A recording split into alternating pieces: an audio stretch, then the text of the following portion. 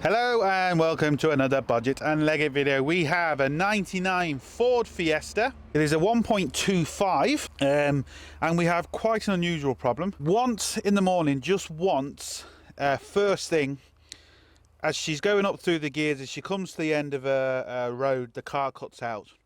She restarts it, restarts straight away, and car runs fine for the rest of the day.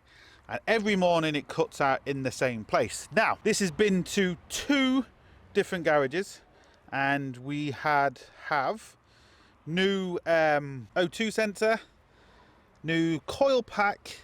I believe it's had a service and other bits, but she says she can't remember. I also think the idle air valve has been changed for a second-hand one. I'm not 100% sure, but so it's finally come to me. So if we can figure this out, we're gonna look like rock stars. I left the lights on it, so the battery's dead. I don't know if the battery's any good, to be honest. It's taken a while to charge.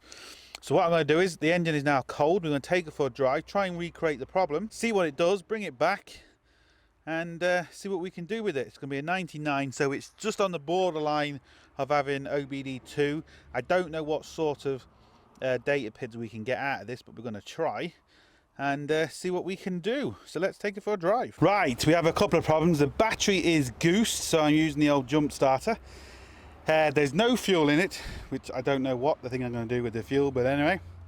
And I'm on my own, so the problem is I have to start this, quickly disconnect this, take it up and down the road, try and get it to stall so I can show you, and then hopefully I'm still rolling as it stalls and I can jump start it by putting it back into gear, getting back before anyone takes all my tools.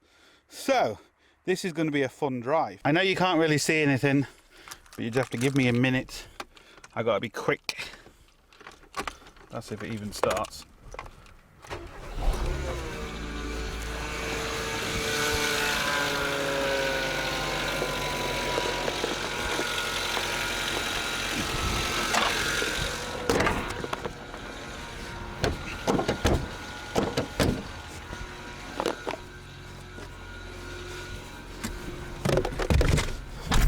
Right,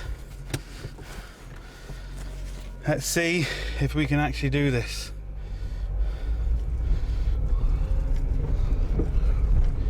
This is going to be awkward. Let's hope it drops out now, just as I clutch it. Apparently when it gets about 3rd gear and clutches it, coming to a stop, it will cut out.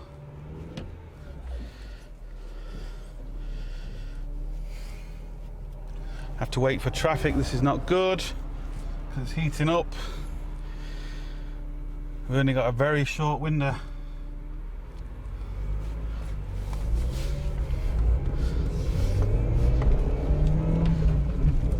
There's 2nd, there's 3rd, drop the clutch,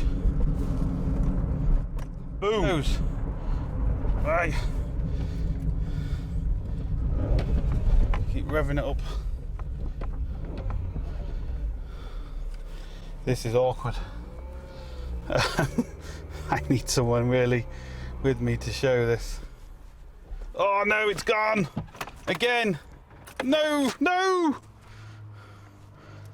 my garage is open, car's gone twice. Come on, open bonnet, jump start.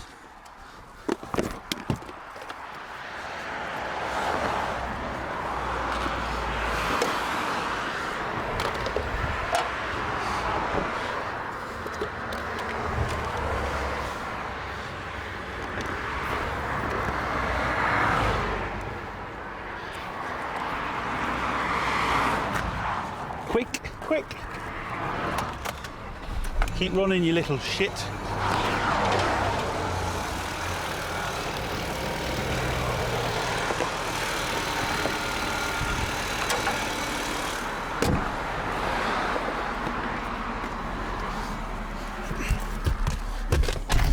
Right, we're back.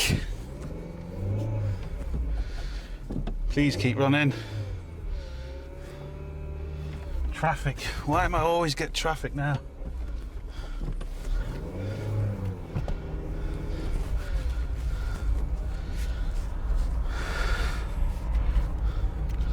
Come on. Memory card's running out. I'm on the hard shoulder. This could turn into a snuff movie if I'm not careful. Now, so we cut out twice. But now we've recreated the problem. We've got to figure out what's wrong. We're going to do it again. Right, I've clutched it. Car is heated up, not a lot, but as you can see it has moved a little bit and it's not cutting out. So, also I can smell petrol, so it's almost as if it's running very rich, which could be a clue. And when it heats up, it doesn't do it. So that's another clue. Why them other two garages couldn't figure this out, I don't know. I think I know where I'm heading, but I'm not sure yet.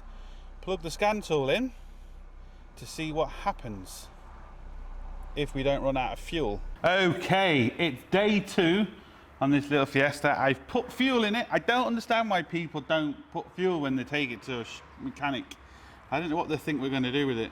If you don't put fuel in it, you're just going to get charged for it, and you're going to get charged more. So just put fuel in it. I left this ticking over last night, or yesterday should I say, to try and charge up the battery. And I realised it was getting a bit too hot. And the fan is seized. So do the shops didn't even say the fan is seized in it. I just don't know what they're playing at, to be honest. And now I'm kind of the third person down the line. That she's now telling me, you know, she spent a lot of money and she hasn't got money, which is fair enough, but that's not my fault. It's just a nightmare. Like I said, I can smell fuel. It only happens the first thing in the morning. Once the car heats up, it doesn't happen again. She says she drives the car for the rest of the day, not an issue, always in the morning. The car is stone cold now. I've just got some fuel trims up, and I want to see the fuel trims because I've got an idea what I think it might be.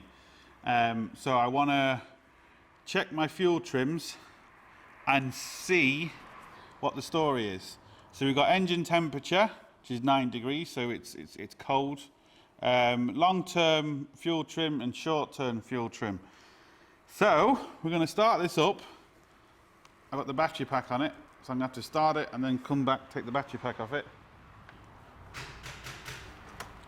Or maybe not even that. My battery pack turned off, so let's just start this.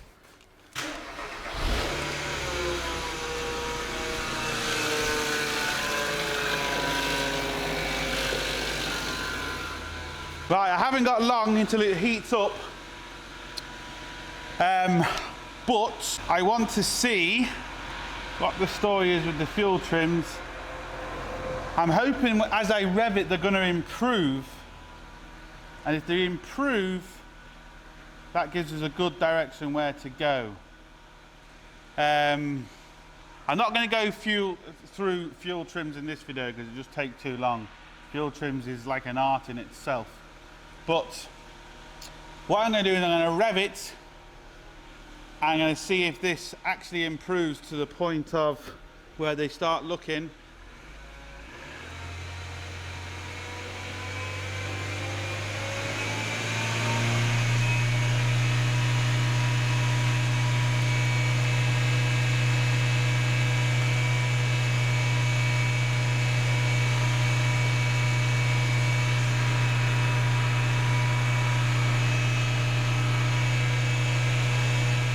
I can smell fuel quite bad. The short term's getting a little bit better as it's heating up. Oh, we're going the other way now. Oh no, coming back down.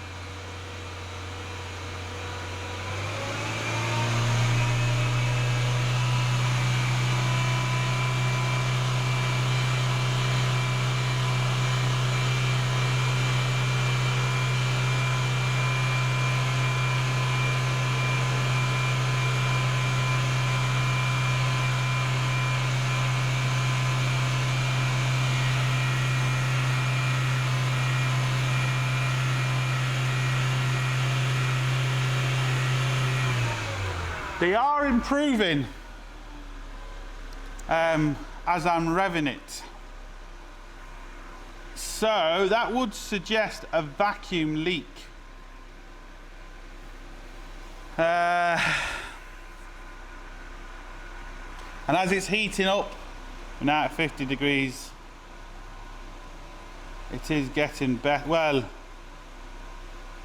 it's getting better. I don't know how long it'll take the long term to actually learn.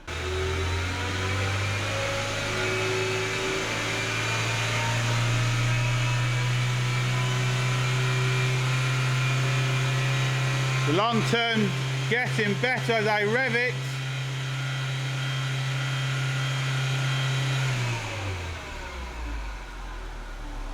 Right, what I'm going to do, just going off the data,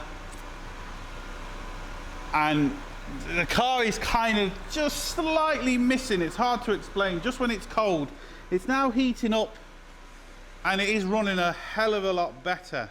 I might look at the O2 sensors in a minute, but it's definitely improving. I mean, we were maxed out at the beginning and we are improving, and we improve again. The long term improves as we rev it.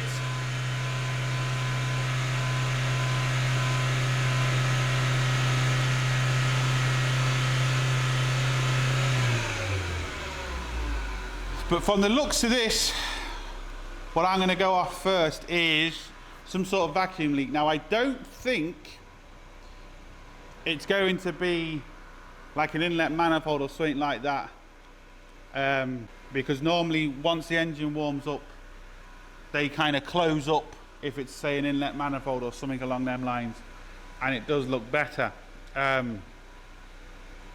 This isn't really doing that.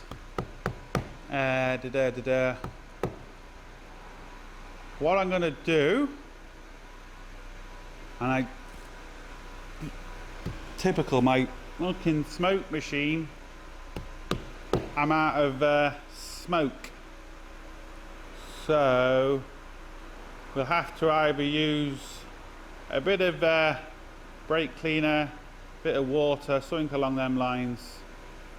Let's get to the front of this car and see what we can do. I hope you can hear me. I might go into fuel trims in a different video. I don't really have the time to kind of go through it properly, but normally if your fuel trims look bad, but as you rev it or as the car heats up, it gets better, that normally suggests some sort of vacuum leak. If the car runs really bad when it's cold, and then when it heats up it's more or less perfect, that normally suggests, say, like an intake leak, or depending on your car, you know, some valve leaking or something kind of along them lines. And as the car heats up, it can compensate better, but as it's cold, it's maybe getting too much air or whatever the case may be. We're only seem to be getting a difference as I rev it. As I bring it back, the fuel trims seem to go back to kind of where they were, which they're not great. This car only splutters first thing in the morning. So I think we don't have a problem with, say, some sort of gasket or something, a split pipe. I just don't know. I don't know. So what I'm going to do is, we have a couple of vacuum lines. We have one here. We have another one here. So for my brake booster, a vacuum pipe here, and I don't think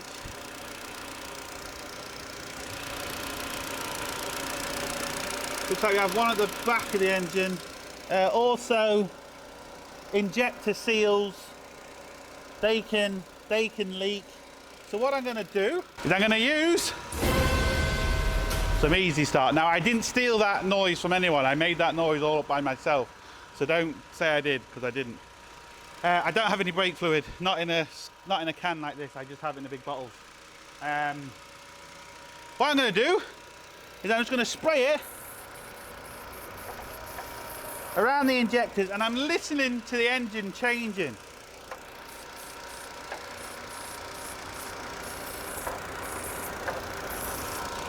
I can't hear anything. Still sounds the same. We got 2 vacuum pipes coming into the intake here, and I'm running out of brake fluid or brake cleaner.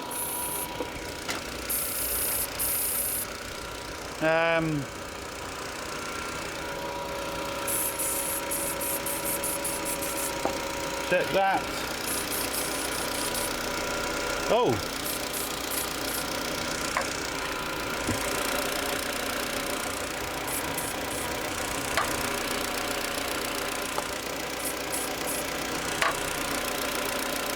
I don't know if you can hear that. This stuff's making me high, I know that much. Ooh. Oh. The engine just slightly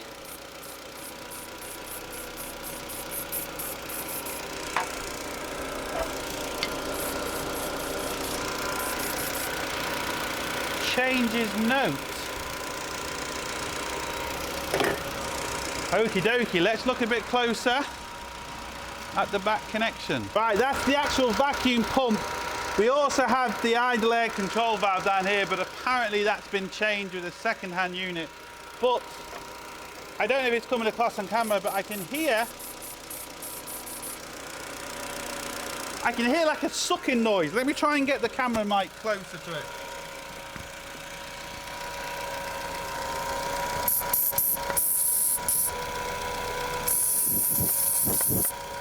That's it, spray it on the microphone, you tit.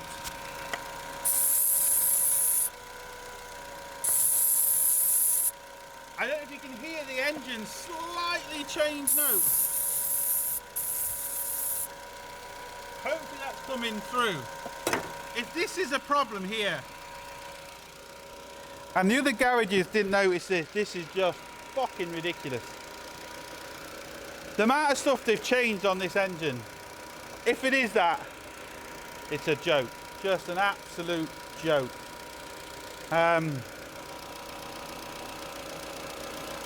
Aha! Now, hopefully you're going to be able to hear this. As I wiggle this, hopefully that's picking it up. I can hear a hissing.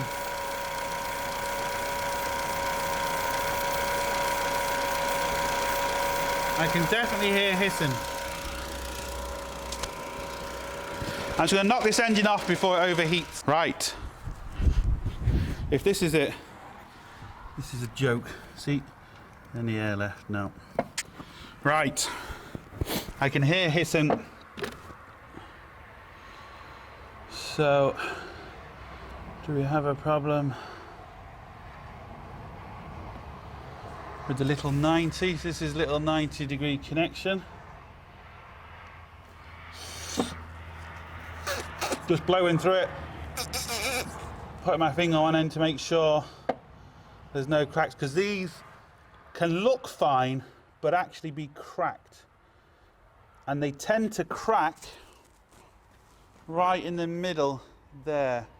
Hopefully you can see that. But apart from the taste of Easy Start, that does look all right. So let's look at the pump. Is the pump cracked? Is the pipe coming off the pump cracked?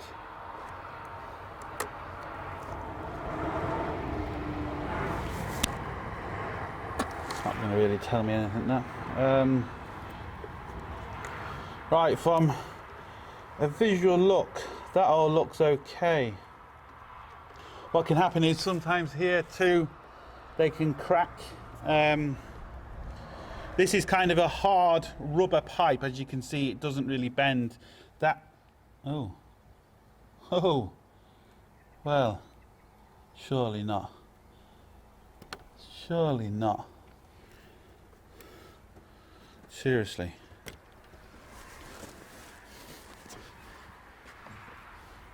Right there, we have 2 cracks.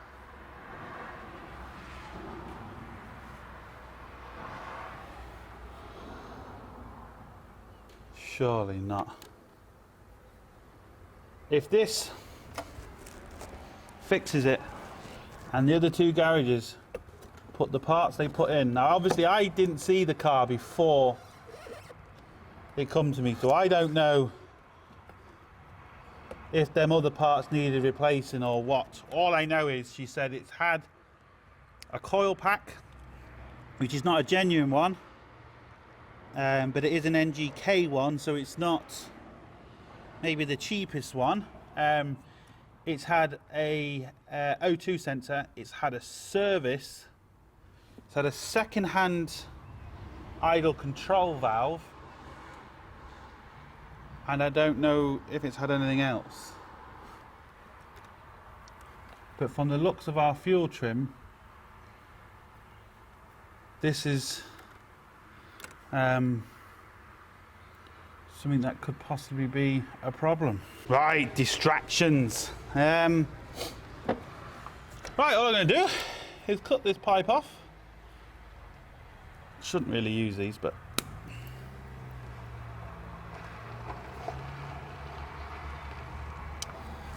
cut that off, put that on,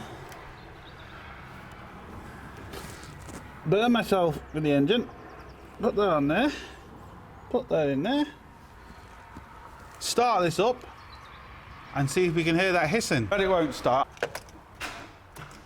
No.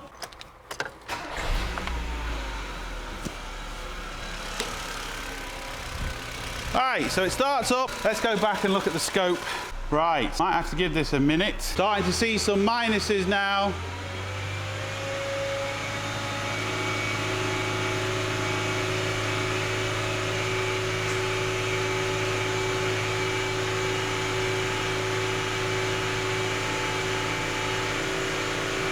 Long term still a bit high.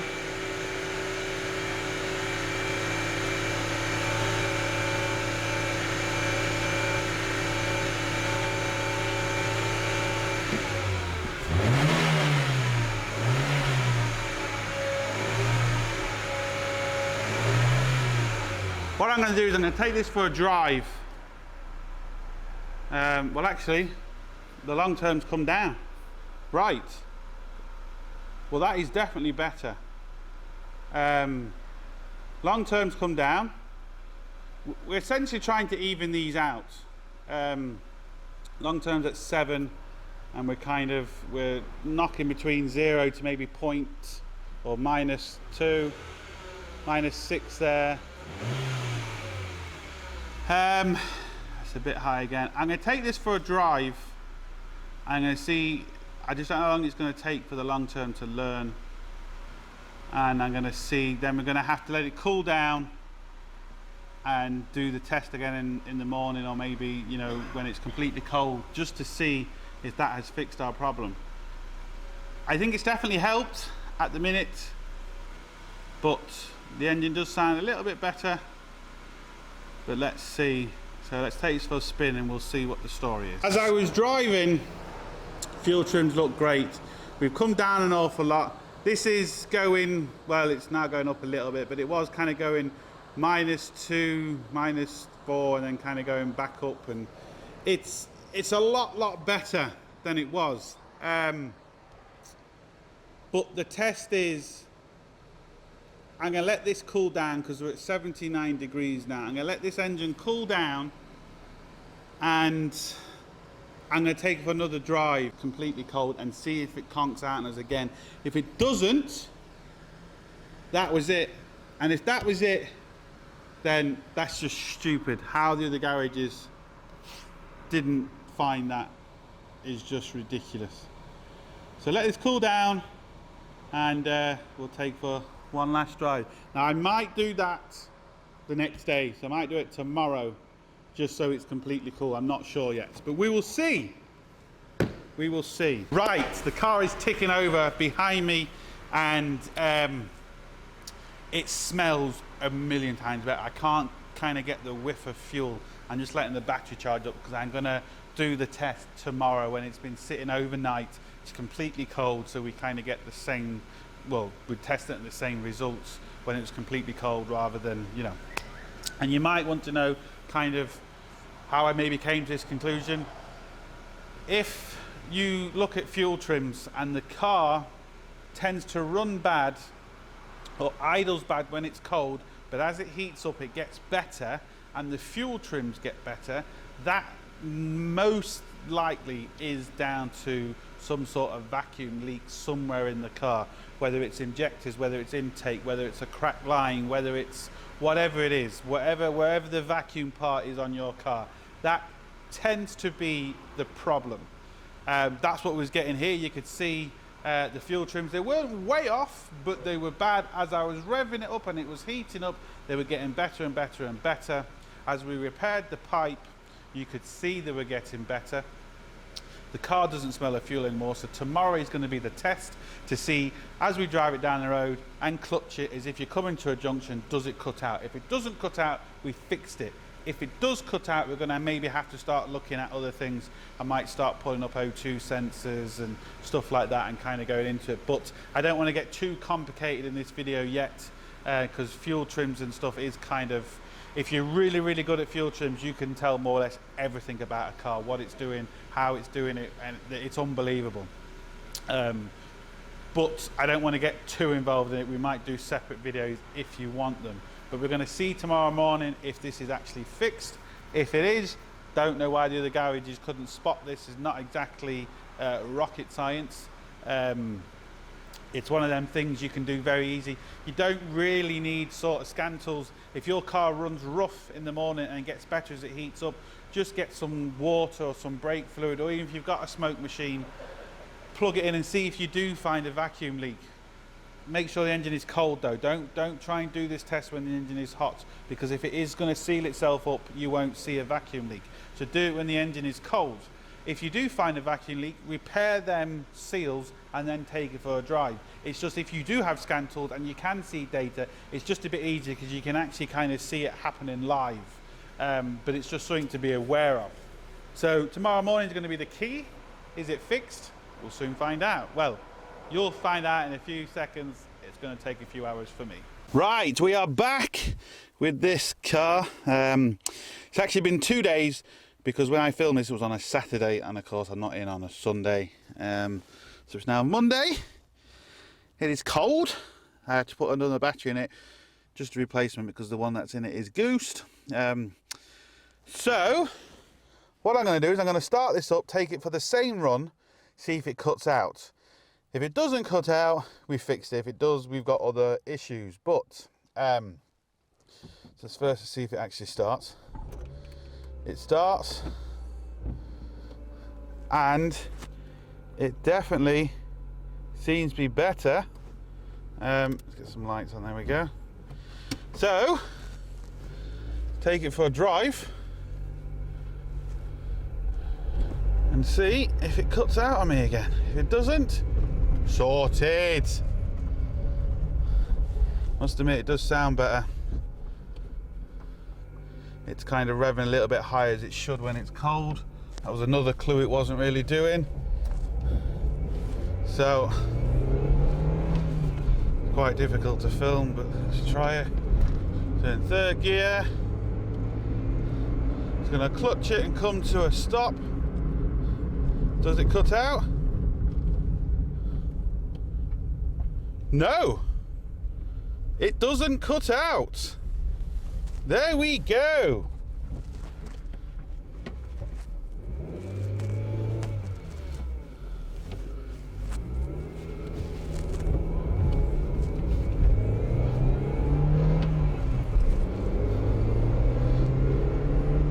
Well, hey. Now turn it back into the shed, clutch it. What does it do? It absolutely behaves itself. Well, there we go.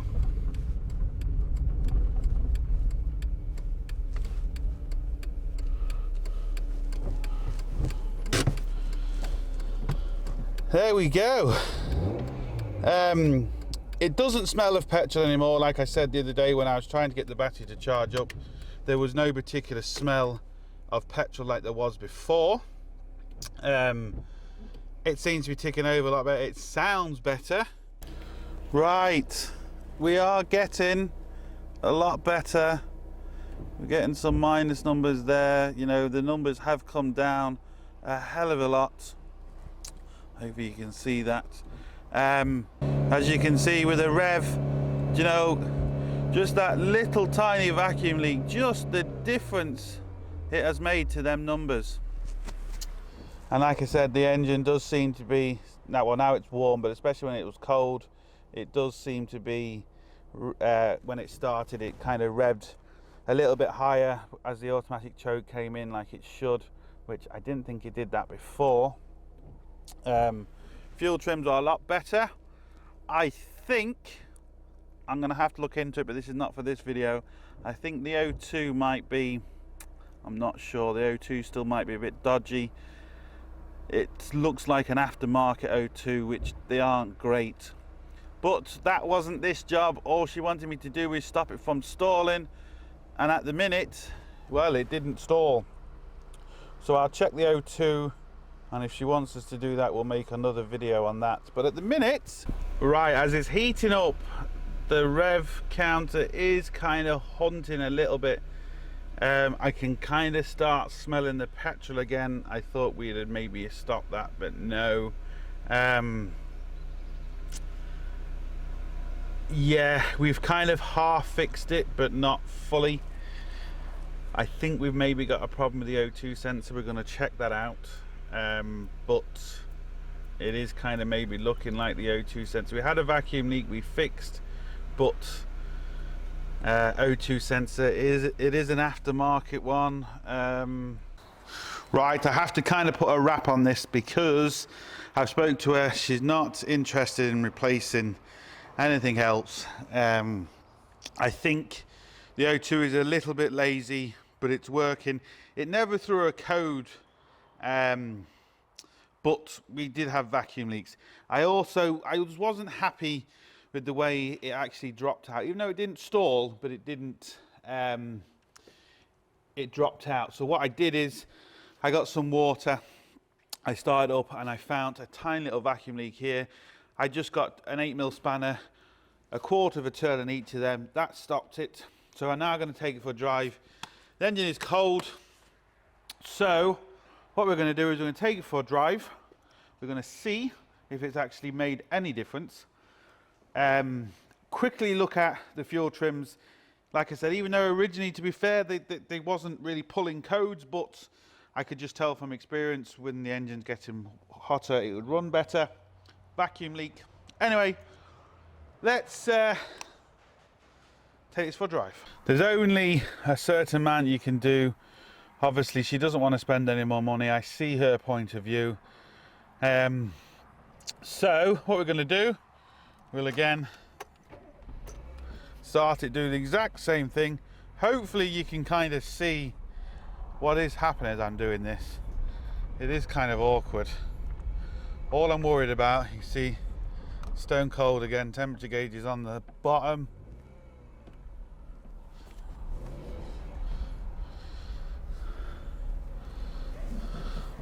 Cars are coming, I have to wait. This is not good.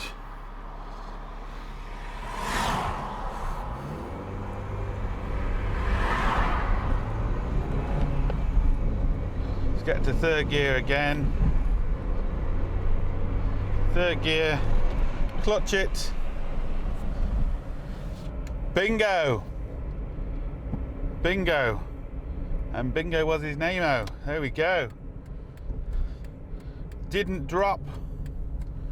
Still slightly revved because obviously it's cold, so the automatic choke is working. There we go, 2 vacuum leaks and one I nearly missed.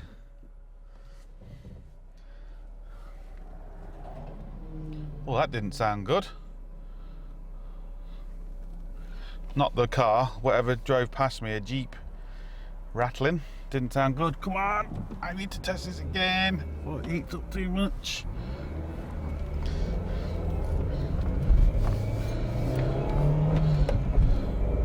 Alright, we go for third gear again.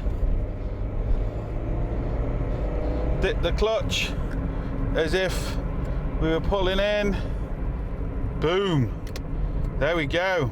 Just wanted to refilm the end of this video because, as you can see, we're editing in there. I didn't explain it very well.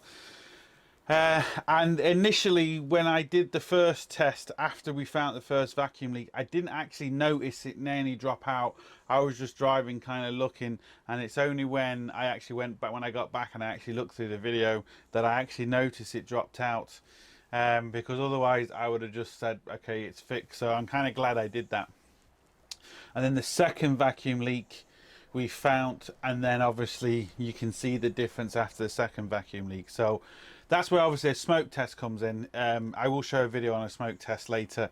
It's just, you can see if there's multiple leaks. It's just a bit easier. They are expensive. You can kind of buy cheap ones, and to be fair, as long as you see smoke coming out, they're okay. I mean, the more expensive ones are better, but the cheap ones you will get away with, especially if you don't use them every day. So it's very simple. Vacuum leaks. Look at your fuel trims. Fuel trims are bad. As the car revs up and heats up, fuel trims get better. And you know, you can find a lot of these problems with your car. It runs really badly when it heats up. It seems to run perfectly. So if your car runs badly in the morning and it heats up and it seems to run better, there's a good chance you've got a vacuum leak. But you have to test it when the engine is cold, even with the smoke machine, because if you put a smoke machine on when the engine is hot, if the leak has sealed itself, you're not going to see anything. So you always need to test the car cold, and you want it stone cold, because otherwise you can get false readings and it can throw you off. So we had 2 vacuum leaks in this. The other shop should have seen it. I don't know why they didn't, but anyway, like I said, I don't know what the car was like before it maybe needed these other things. I can't say, but I can only go off what we found. It was 2 vacuum leaks. Car is running better. She's now had it for a couple of weeks. I haven't heard anything back, so it must be running all right, else I'm sure I would have heard something. She didn't want me to do anything else with the O2s or try and figure out. All she was bothered about was it not cutting out. Job done. Maybe the NCT test will show up a problem with the emissions, but we'll just have to wait and see. But we did what she wanted to do. It's fixed. It's been away. It's still driving, so we'll call that a good one. So, like I always say, please like, share and subscribe if you like us. All the links down below to our Facebook, GoFundMe, you know, all the stuff. All the links up here to other things as well. But most importantly, don't forget, get your hands dirty. See you for the next one.